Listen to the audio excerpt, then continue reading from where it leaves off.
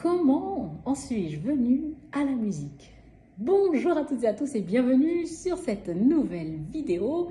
Alors on est dans la troisième partie de ma présentation. Alors pour ceux qui ont raté les épisodes précédents, je m'appelle Naïda Rose, je suis musicienne, je suis professeure de musique. Je vous raconterai le détail plus tard dans la vidéo. Et j'ai déjà fait 2 épisodes dans lesquels je vous raconte un petit peu ma vie de personne non-voyante. Et oui, parce que je suis non-voyante, enfin presque, disons. Mais justement, vous avez le détail de ce que je vois et de ce que je ne vois pas dans la première vidéo. Ensuite, je vous ai parlé de mon parcours à l'école primaire et aujourd'hui, je vais vous parler de mon parcours au collège et au lycée. Alors, dans la vidéo précédente, justement, je vous disais que après le primaire, j'ai dû quitter ma ville natale pour aller très loin, en tout cas à l'époque, ça me semblait très très loin, pour aller au collège. Alors, pour la plupart d'entre vous, le collège, ça a été une période difficile. Est-ce que ça l'a été pour moi? Eh ben, pas du tout. Au contraire, c'était peut-être la plus belle période de ma vie, en réalité. Alors, je suis arrivée au collège à Paris, à l'Institut national des jeunes aveugles. Et oui, cette école-là où j'ai appris beaucoup de choses. Alors, donc je suis arrivée à l'âge de 12 ans là-bas. Oui, parce que finalement, l'apprentissage du braille, combiné à tous les autres apprentissages, eh ben, ça m'a quand même fait perdre 1 an, toute cette histoire. Et voilà, donc j'ai entamé mon parcours classique, disons. Voilà, je suis arrivée en 6e au collège. Et voilà, c'était des petites classes très sympas, avec un petit effectif. Et donc, je suis allée jusqu'à la terminale. Et donc, en 6e, eh bien, j'ai commencé la musique. C'est à ce moment-là que la musique est entrée dans ma vie. Et elle n'en est plus jamais ressortie depuis.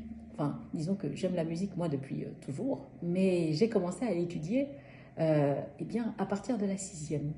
Alors, j'avais des cours de piano, j'avais des cours de solfège, j'avais bien sûr l'éducation musicale, comme dans tous les collèges de France et de Navarre. Et j'avais un petit temps aussi pour apprendre mes petits morceaux de musique. Voilà, donc le braille musical, c'est à ce moment-là que j'ai commencé à l'apprendre. Et donc j'ai continué mon parcours. Donc jusqu'à la terminale, je suis restée dans cette fameuse école. Et en terminale, eh bien, j'ai passé le bac. Et oui, parce que pour tous ceux qui se posent la question, ce n'est pas parce que j'ai été scolarisée dans un institut spécialisé que j'ai passé un bac spécialisé. Et non, le bac que je passe, c'est exactement le même que tous les gens de France et de Navarre, encore une fois. Pareil pour le brevet, tous ces examens-là sont des examens nationaux, donc il n'y a aucune différence. La seule différence qu'il y a, ça va être peut-être l'adaptation au braille et puis un petit tiers-temps en plus pour tous ceux qui passent l'examen.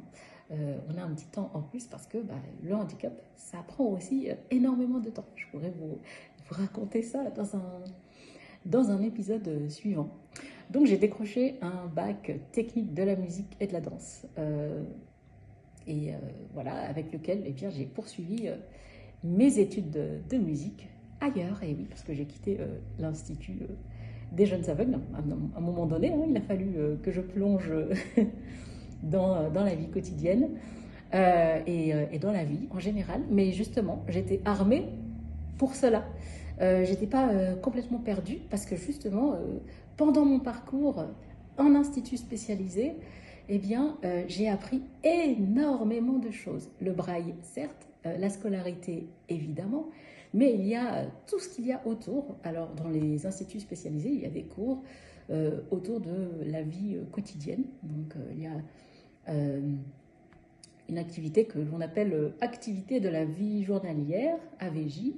Donc, ce sont des cours, justement, où on apprend tous les gestes du quotidien, voilà, faire ses lacets, apprendre à faire son lit, apprendre à cuisiner, apprendre à tenir une maison, apprendre tout ça. Il y a également les cours de locomotion, c'est-à-dire apprendre à se déplacer dans la rue, apprendre à prendre ses repères justement grâce à ce qu'on entend.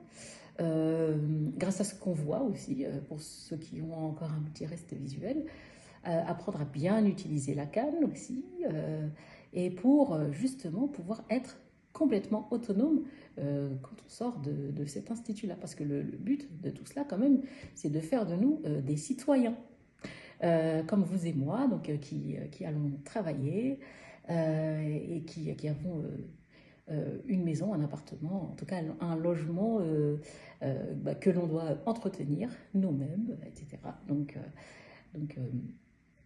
c'est super, enfin, c'est très important en tout cas cet apprentissage-là au sein des instituts spécialisés. C'est pour ça que moi, les instituts spécialisés, je dis qu'il faut les garder ouverts, évidemment, et ça, c'est un autre sujet. Voilà les amis, alors ça c'était pour ma partie collège-lycée. Je peux vous faire une vidéo ensuite sur mon parcours professionnel ensuite. En tout cas, si vous avez aimé cette vidéo, n'hésitez pas à la liker. Si vous voulez la suite, eh bien, faites-nous part de cela en barre de commentaires. D'accord? L'espace de commentaires est toujours à votre disposition pour tout ce que vous voulez nous dire, vos encouragements, vos questions, vos suggestions. Merci à tous ceux qui laissent des commentaires déjà. Merci à vous de vous arrêter et de prendre le temps de regarder nos vidéos. Abonnez-vous à cette chaîne si notre contenu autour de la déficience visuelle vous plaît. N'hésitez pas à partager cette vidéo à vos amours, à vos amis, comme je dis toujours. Et d'ici là, eh bien, prenez soin de vous. À bientôt.